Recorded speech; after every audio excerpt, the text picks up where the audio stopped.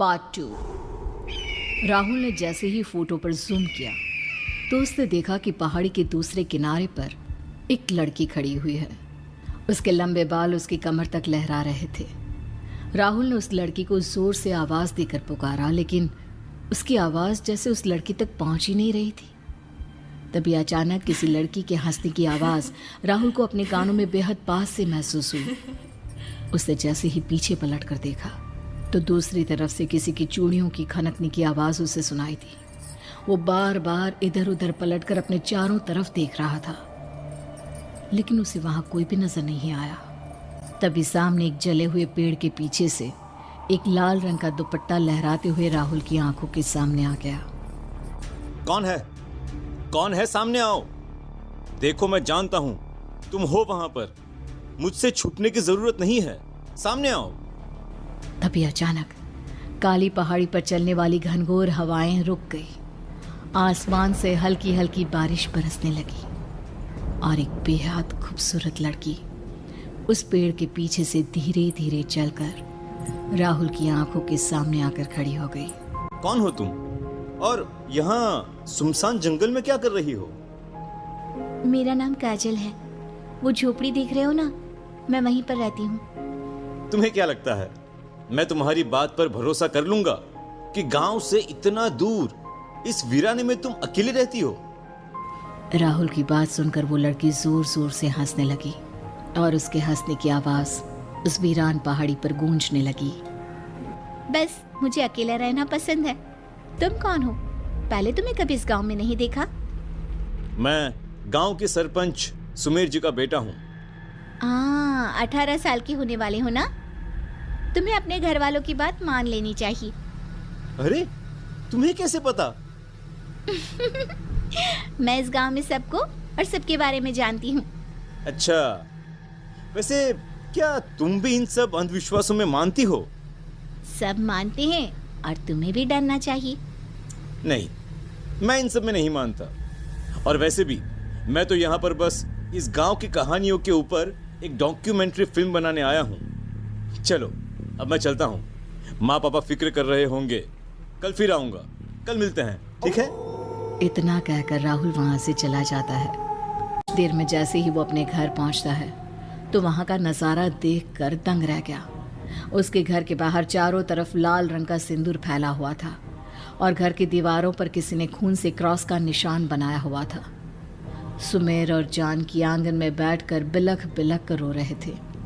गांव के कई सारे लोग वहां पर इकट्ठा हो चुके थे। अरे राहुल बेटा, हाथ जोड़ते हैं हम तुम्हारे, चले जाओ यहाँ से। ये देखो देखो, ये सब क्या हो गया? क्या हुआ काका? किसने किया ये सब? कौन करेगा? वो कजरी डायन है ना, वही ये सब कर रही है। अरे, आप लोग इस अंधविश्वास से कब बाहर निकलेंगे? कोई डायन नहीं है। अच्छा, तो तुम्हारे घर के बाहर ये सब कैसे हुआ? और जानते हो, धर्मा किशन का बेटा कल रात को खेत में मरा हुआ मिला है। क्या? अरे पर कैसे? कैसे हुई उसकी मौत? कैसे होगी बेटा? गला काट कर पूरा का पूरा सिर चबा गई वो डायन। उसका सारा खून पी गई वो।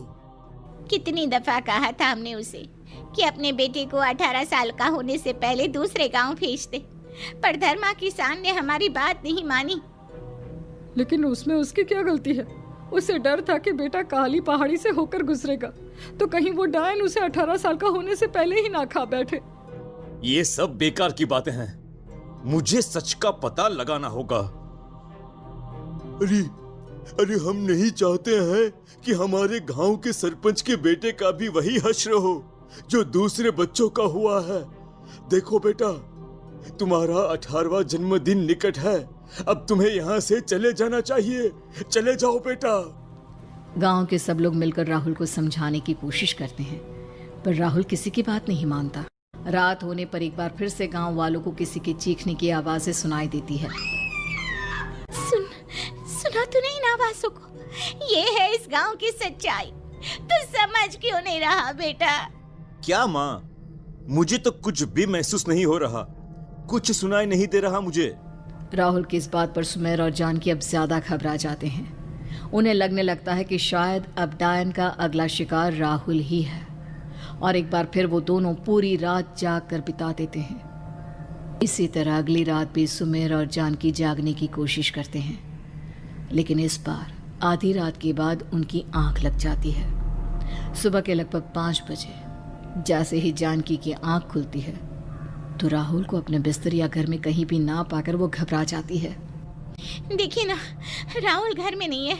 हमारा बेटा कहाँ चला गया? जाइए उसे ढूंढ कर लाइए।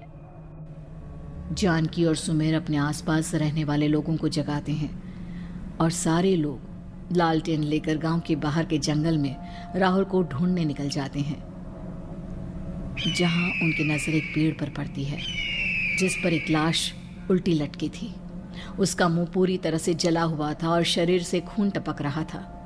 ये देख गांव वालों के होश उड़ गए। लोगों के बीच चीख पुकार मच गई। कुछ लोग उल्टे पैर वहां से गए। किसी को समझ में नहीं आ रहा था कि आखिर ये लाश है तो किसकी। मार डाला। हाय रे, उस चुड़ैल ने मेरे बेटे को मार डाला।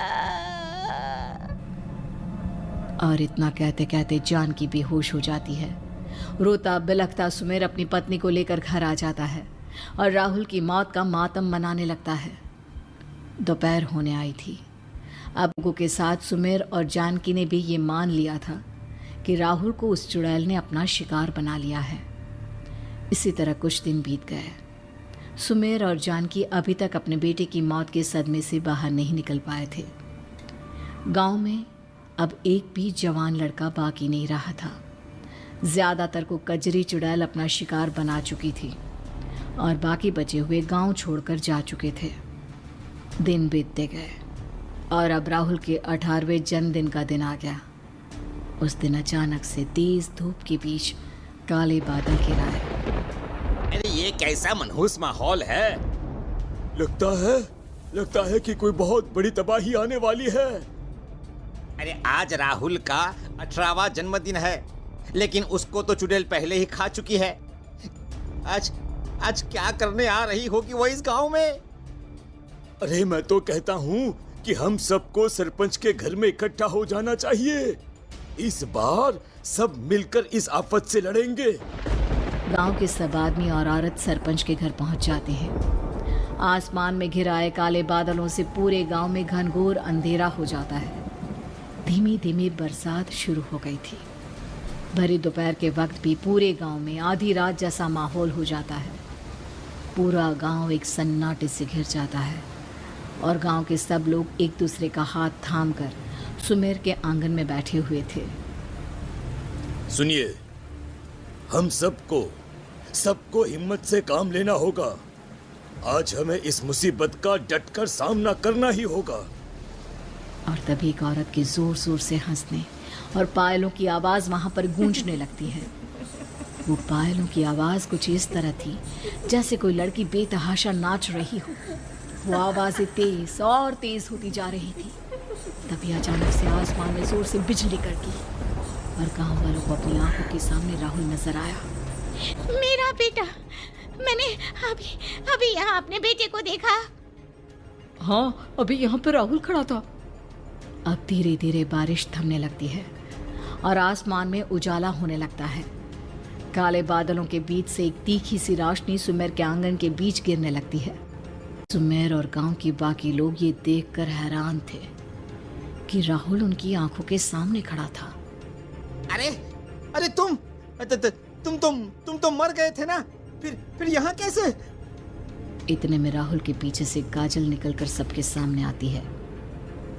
इसे मैंने जिंदा रखा है क्योंकि ये वो लड़का है जिसके बाप ने सालों पहले मेरी जान बचाने की कोशिश की थी।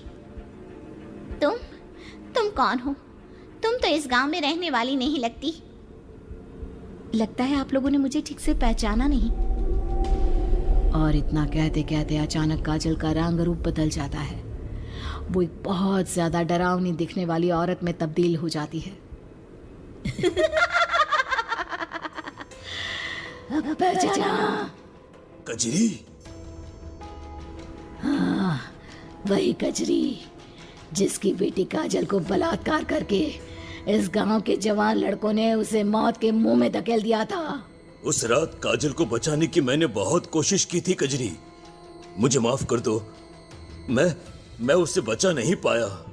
आप ठीक कहते हैं, आपने मेरे बेटे को बचाने की बहुत कोशिश की थी और इसीलिए आज मेरी बेटी ने राहुल को मुझसे बचा लिया। अरे लेकिन उन बेकसूर लड़कों को क्यों मारा तुमने? क्यों मारा उनको? अरे क्या गलती थी उनकी? गांव के उस आदमी के सवाल के जवाब में एक दहशत भरी चीख वहां पर गूंजने लगी। मेरी बेटी की मौत होने के बाद मैंने भी अपनी जान दे दी थी, लेकिन मेरी आत्मा अपनी बेटी के इंसाफ के लिए तड़प रही थी और इसीलिए उसका शरीर धारण करके मैं काली पहाड़ी पर रहने लगी। जितने भी लड़कों को मैंने आज तक जिंदा निकला है वो सब वही थे जिनके परिवार के किसी न किसी सदस्य का मेरी काजल की मौत में हाथ था, और जो आज तक जिंदा है उन्हें मैंने इस गांव से बाहर इसलिए जाने दिया क्योंकि वो बेकसूर थे। फिर वो लाश किसकी थी? मैं राहुल को मारना चाहती थी। उसकी मौत का खौफ तुम लोगों के दिल में पैदा करना था, इसलिए मैंने उस लाश का भरम पैदा किया। पर जब मेरी बेटी ने मुझे सुमेर का सच बताया तो तुम्हारे बेटे की जान बच गई। लेकिन मेरा बेटा कुछ बोलता क्यों नहीं? ये ऐसे मूर्ति की तरह चुपचाप क्यों खड़ा है? मैं उसे अभी ठीक कर देती हूँ। आज आपकी बेटे की वजह से मेरी आत्मा को शांति मिली है और अब ये गांव मेरे श्राप से मुक्त है। लेकिन मेरे बेटे ने ऐसा क्या किया? मेरी आत्मा एक बार अपनी बेटे से मिलने को तड़प रही थी। राहुल की जान बचाने के लिए मेरी बेटी की आत्मा मुझसे मिलने आई और अब मेरे साथ आप सब मुक्त हैं।